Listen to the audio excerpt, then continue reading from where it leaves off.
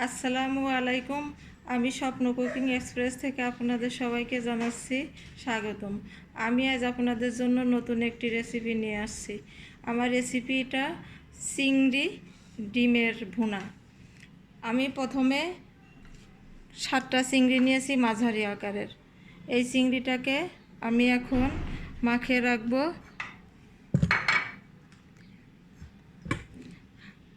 Half চা চামচ পরিমাণ গোলমরিচের গুঁড়া দিব চিংড়ির মধ্যে।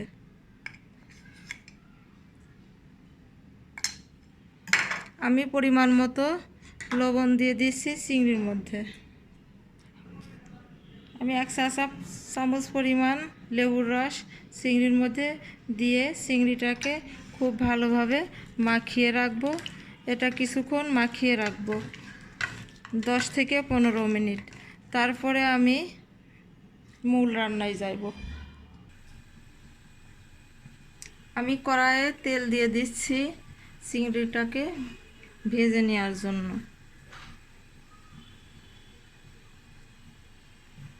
আমি চিংড়িটাকে ভাজবো হাফ কাপ পরিমাণ কর্নফ্লাওয়ারের মাধ্যমে। কর্নফ্লাওয়ার এবং একটা ডিম আগে থেকে ফেটে রেখেছি। এই ডিমের মধ্যে চিংড়িটাকে ডুবিয়ে তারপরে কর্নফ্লাওয়ার সাথে জড়ায়ে ভাজবো।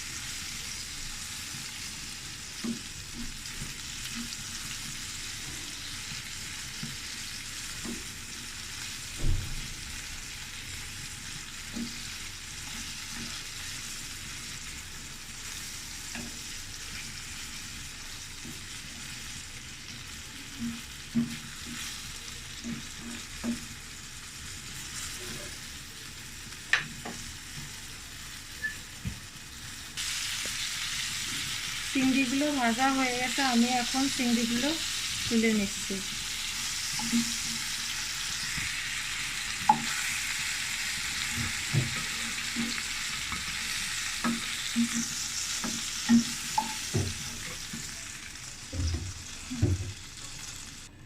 আমি ভাজা তেলের মধ্যেই কিছুটা পরিমাণ পেঁয়াজ কুচি দিয়ে দিচ্ছি। আমি এই পেঁয়াজটাকে খুব ভালোভাবে ভেজে নেব।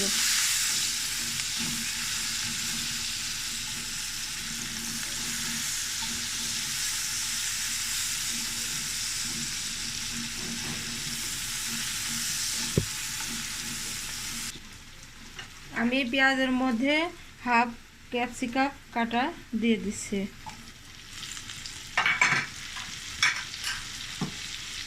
এবং একটা টমেটো কাটা দিয়ে দিচ্ছি। টমেটোটা কিউব করে কাটা এবং ক্যাপসিকামটা কিউব করে কাটিয়ে নিয়েছি। নাড়াচাড়া করে সিদ্ধ করে নেব এবং এর মধ্যে আমি পরিমাণ মতো লবণ দিব।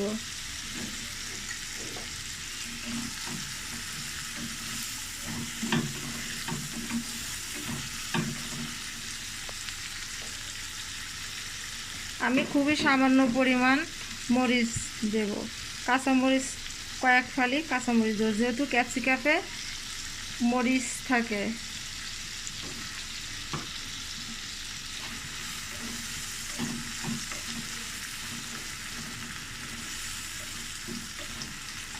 আমি এটাকে এখন ঢাকনা দিয়ে সিদ্ধ হওয়ার জন্য ঢেকে দিচ্ছি 5 মিনিটের জন্য।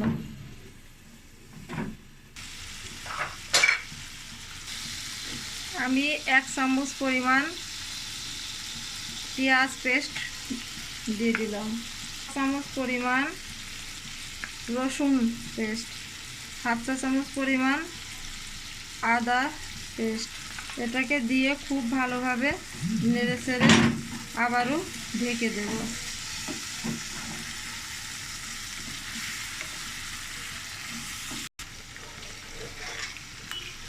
আগে থেকে ভেজে রাখা চিংড়িটা এখন আমি এই ভুনার মধ্যে দিয়ে দিচ্ছি।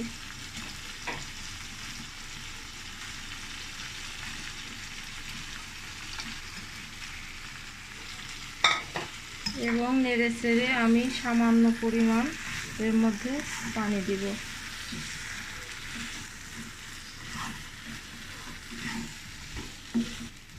আমি সামান্য পরিমাণ পানি দিয়ে এটাকে আবারও ঢেকে দেব।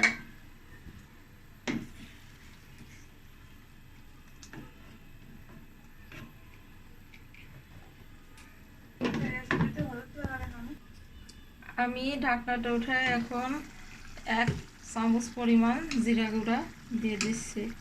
জিরা গুঁড়া দিয়ে আবারও ভালো করে নাড়াচাড়া করে দিতে হবে।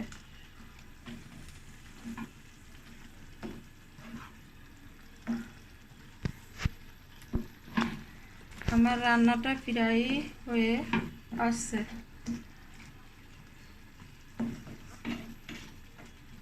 আমি আবারও কিছুটা পরিমাণ মরিচ দিয়ে দেব কাঁচা মরিচের ফ্লেভারের জন্য।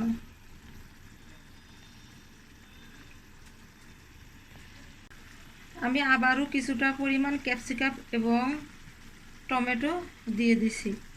এটা দিয়ে আপনারা চিলি সস দিয়ে দেবেন। আমি এখন এটার মধ্যে অল্প পরিমাণ চিলি সস দিয়ে দেব। এখন কিছুটা পরিমাণ চিলি সস দিয়ে দিচ্ছি।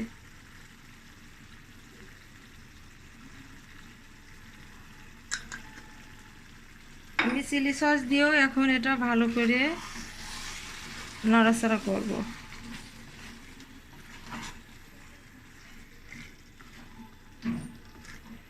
আমি ঠিক 2 মিনিট এখন দমে বসিয়ে রাখবো আমার রান্নাটা, আর 2 মিনিট পরে আমি নামিয়ে নেব।